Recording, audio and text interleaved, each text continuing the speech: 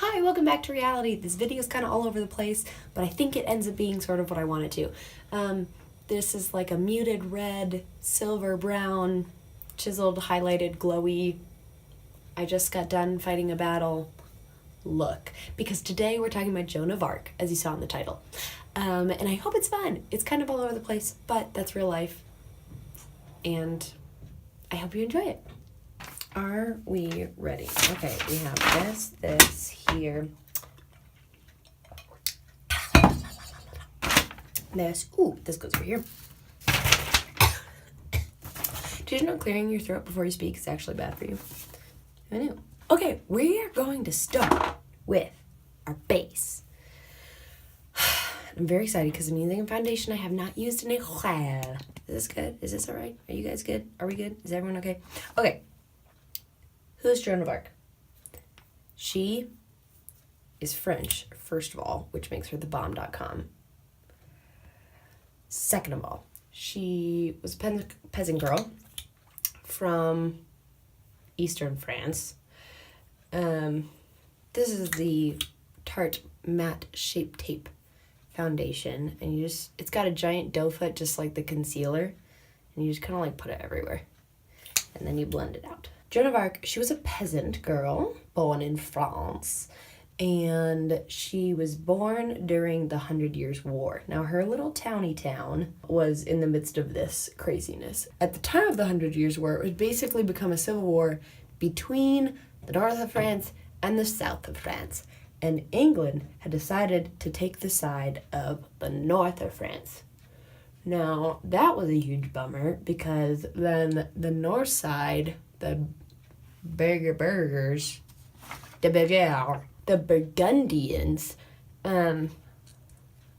Burgundy, get it? The color, the wine. Burgundians now had the backing of all of England. So that was a huge bumskis, but they did not think the Dauphin should be the rightful heir to the throne, and he was the rightful heir to the throne, and Joan of Arc believed that, and so she was like out in the field one day, like herp-a-derp-derp, and this foundation is very full coverage. I look crazy, but it matches my neck, so that's a plus. Maybe it won't to you. It does to me right now in the mirror. And this is taking forever. Oh my gosh, Amy, just get to the point. We're going to contour next with something new. I'm very excited. This is the first time I'm breaking into the contour part. Tartist Pro Glow palette. Could you believe that a friend gave this to me for free? I cannot believe it. We're gonna use the contour that's in here, the cream contour, and I'm really nervous because I don't want to use it up. I don't want to like use it and then like have it be gone. Do you guys feel that way? This will be less red than my other contour. Wow, that's gonna be strong. Wow, I took way too much. Beep, beep, beep, beep. Okay, we're strongly contouring, I guess. Get that jaw. Okay, and then I'm gonna take a different brush and blend it out. Joan of Arc's just like in a field one day doing her peasantly duties, and a light appears from the sky, and she's like, what the junk is going on? So Saint Margaret, Saint Michael, and Saint Catherine all show up to her, and they're like, girlfriend, you're gonna say France. And she's like, no way. And they're like, yep, you should probably just do what we say. So she does. This is very creamy, and I'm real excited about it. Down our nose. This is very creamy. We want defined features. That's what we're going for here.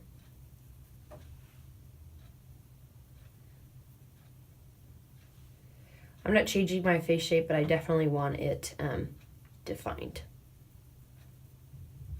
So far, we've just used cream products. This is in the year 1428. What do we need to do next? Probs bake, huh? So next I'm going to take a powder, bake my under eyes, and then set the contour with bronzer. Where's my dry sponge? Uh-oh. Do we need any concealer under this biz? I think we're okay. Do you think? I don't know. Maybe a little. So she goes to Baudricourt, who is her town's like royalty, the lord who's in her town, because she's in just this like dinky little town. She's not in Paris or any sort of capital situation. So she goes to him and she's like, hi, so some saints talked to me and I need to make the Dauphin king. And I should probably have an interview with him so that he can know that I'm, like, gonna save his life and his kingdom. And Baudricourt's like, yeah, right, you're cute. Go home and sew some clothes. And she's, like, not having it because she's more fierce than that. And she goes back again and again and again. And she's like, Baudricourt, take me seriously because God sent me and you should probably take that seriously. And get me a meeting with the Dauphin. And after a while, he's mostly just, like, annoyed. And so he's like, okay, fine, I will. I'll do it. And she's like, sweet. All of France is going to be saved because of my courage. She wasn't probably very prideful. If she was as legit as people think she is, she was probably just like, oh, yes, vive la France. Whoa. I'm now going to take my bronzer and set those contoured areas. And so she finally gets an interview with the Dauphin, and to test if she's, like, legit, he dresses up as just a courtier. She's like, okay, well, I gotta figure out which one is him to, like, prove myself. And she does. She walks right up to him. She's like, my king. And he's like, I don't know, are you sure? And she's like, yeah, I'm pretty sure. And so he's like, wow, you're legit. And, okay, I'm gonna take some powder, just dust over the rest of my face. And dust off the excess from under my eyes. And they become buddies. They come up with a game plan to fight the English in the 100 Years' War. I feel like I'm missing a lot of details, but I don't actually think I am. So far, loving it. We're gonna do silver first, I think, because I just put this concealer on and I really want it to pop. So we're gonna go lightest to darkest, which we normally do, but normally I don't start with a shimmer. But I'm gonna take a flat brush and pack on a silver, and it's not the best quality eyeshadow, but with this Shape Tape, hopefully it works out. And I'm going like silver. Maybe we needed some gray under it. Well, we can build it up later. So she goes to meet the Dauphin. She walks into the court, and it's all courtiers. So the Dauphin is dressed as a courtier to see if Joan is legit. And of course she spots him right away. She's like, hey, my king, you're the bomb. I'm going to make you the rightful ruler of France. And he's like, hey, you sure it's me? And she's like, dang straight. I'm Joan of Arc. Now I picked silver, obviously because of her armor. I just thought that would be fun. We might spice it up a little bit later, but let's move on to some of these other layers first. So I'm going to use some bronze shades and taupe shades for the outsides. I'm going to start with the shade I used actually as my bronzer. I'm going to put that in the crease in this outer corner. Dauphin is like, okay, but, I forgot a part. So before she goes to the Dauphin, chops off her hair, dresses as men's clothing, and that was a huge offense in those days, but she was like, hey, I'm sent by God, so maybe don't cross me. And at first they didn't. They just, like, let her kind of be crazy and do her thing. Turns out she actually did bring the heat.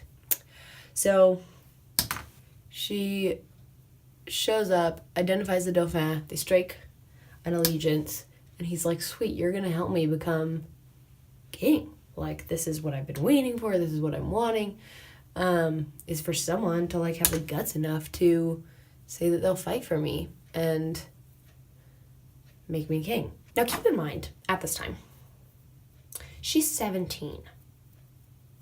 Okay, I don't know what you were doing when you were 17, but I was not saving countries. And to get to the Dauphin, she rode 11 days in armor with a bunch of dudes and still, like, ended up saving the country. I just, like, she's so amazing.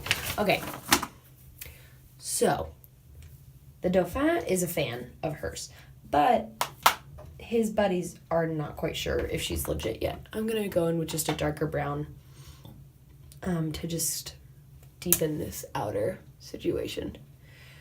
His buddies are not so sure. And so they're like, we gotta put her up to some tests. We gotta, like, make sure she's legit. And so she undergoes all this scrutiny, medical examinations to make sure she's actually a virgin, because that would have been a sign of chastity, which would have meant that she was legit, because she would have been able to, like, resist, like, fleshly temptations or whatever. Turns out she was legit. Prince Charles, the Dauphin, Charles the 7th? Yeah. Prince Charles the 7th is like, sweet, you're legit. Let's make this happen. I'm going to take a certain brush, good one, and go under my lash line with this bronzy taupey brown concoction. And I'm going to smoke it out. We don't want this tidy. The Battle of Orleans. And there are a lot of battles that she had her hands in, but this is, like, the big famous one. And she famously never killed anybody. She fought in battle, but never actually, like, killed anybody, which I think is a pretty big deal. But she was, like, in the front lines of battle. She, like, did not ask her soldiers to do anything she wasn't willing to do, which is very important in a leader. How do we feel about this? We need more silver, obvi. How do we want to do this? I have another palette here. These are just more gray, silver colors that will hopefully give us what we want. Sure. I don't know. These are all pretty cheap eyeshadows, so none of them are really going the way that I maybe thought they would. It's fine. As long as we have that shimmer factor. That's what we want. There are a lot of things that people think are indications that God was, like, on her side. So in Orleans, there were a bunch of ships that couldn't get in to the town to supply food and goods to, like, people who needed it. And when she arrived, the winds changed and the ships could go in and, like, take care of the poor and needy. So that's, like, one indication that people think is, like, a really big deal. A big indication of, like, God sending Joan. That might be as good as we're gonna get. Whoa. I don't know how I can do this multitasking thing. I don't know if I'm very good at it, but you guys seem to enjoy it. So, let's do the brows. That's a thing I can multitask with. So, when she came riding in with all her troopies, they were, like, doing really well, and then she got shot by an arrow in the shoulder, I think, and had to be, like, taken off the battlefield to, like, recoup. And I guess they offered her, like, all these pagan remedies, and she was, like, having none of it. She was like, get that pagan crap out of my face. And she was convinced that the only way she was going to be healed is if God wanted to heal her. And slowly she regained her strength. And when the English and Burgundians thought, like, the battle was theirs, out she came. And by that point, they were like, dang, this girl's legit. We should probably just flee. And they did. And they did. So obviously won that battle. But there's some fun facts about that battle. Well, before she went into battle, she was knighted by Charles VII.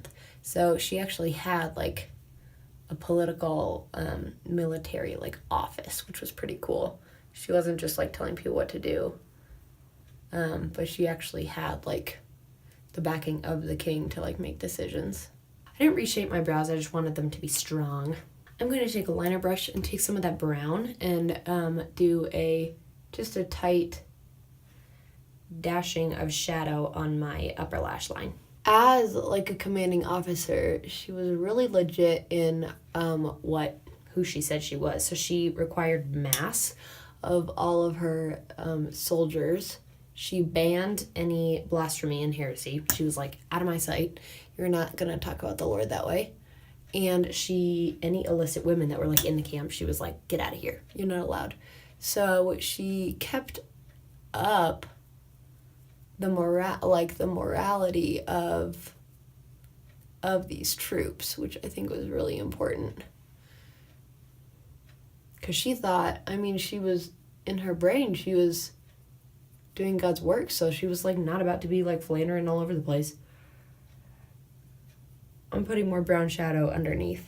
I think I want to do some black liner in my waterline. So after the Battle of Orleans, she was like, sweet, now Charles can become king. And that happened.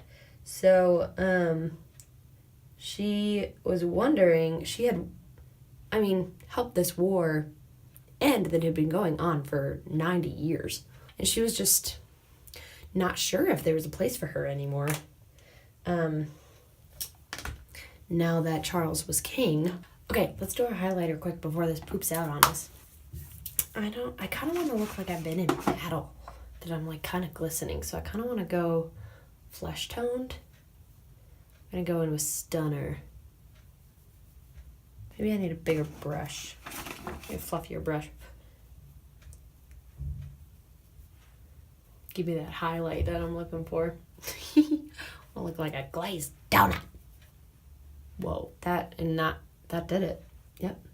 The king's dudes were like really enjoyed manipulating him, and so they're a little bit nervous that now that he's king, they're not going to be able to do that. So they're like, how do we get Joan out of here, because she's going to like fight for like what he wants or whatever.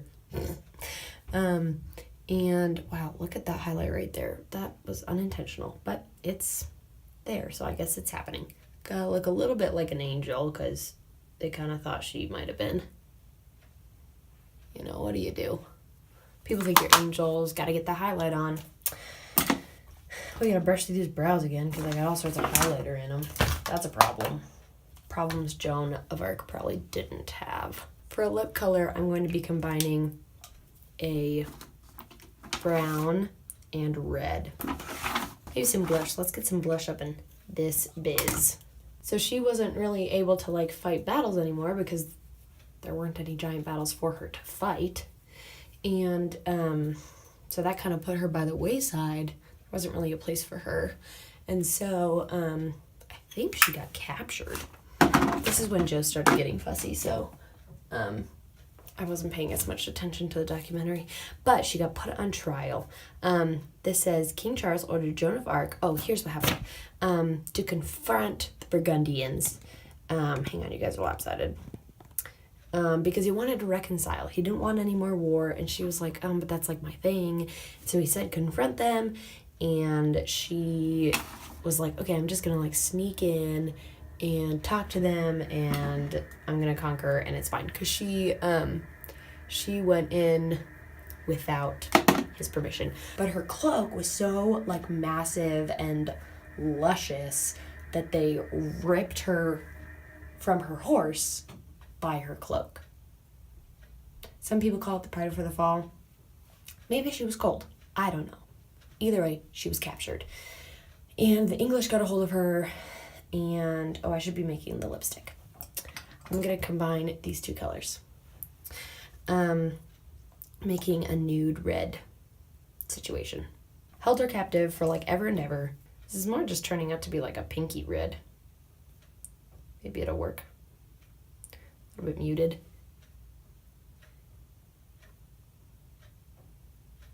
Oh yeah. This is just fine. I know I picked red. I was gonna go kind of orange, but I decided not to. We gotta finish this because my phone's running out of storage. Oh, mascara. Oh my gosh, you guys. So, when she was captured, she endured torture. She was raped. She was questioned, like, really severely. So they had, like, a really normal court case situation, and they were fed up that she wasn't confessing. At one point, she was so broken down and confused that she signed a confession. She didn't sign her name, though. She signed a cross within a circle, and that basically was her way of saying, like, I don't agree to this thing that I'm signing. And when she regained her senses, she realized, like, oh my gosh, I signed this confession. They got me to, like, denounce everything I've been saying this whole time, that I feel really strongly that I'm not a witch, but that God sent me to protect France and restore its kingdom, that she, like, denounced the confession that she had signed. And she was like, that's not true. This is actually who I am. And eventually they couldn't really try her, like, with anything except for the fact that she had dressed like a man, which in the time was a really big deal. She didn't pretend to be a man. She just was dressed like a man for her own, like, safety and to be taken seriously and demand respect. But eventually she was sentenced to death, to be burned alive at the stake. And they wanted her to be placed so high that everybody could see her. So they placed her on this, like, pedestal thing. And normally the guy who I don't know what he's called, the guy who would light the fire, would strangle the person before the flames could get to them. But she was too high that he couldn't. So she was actually burned alive. Whereas in other times they would kind of put them out of their misery.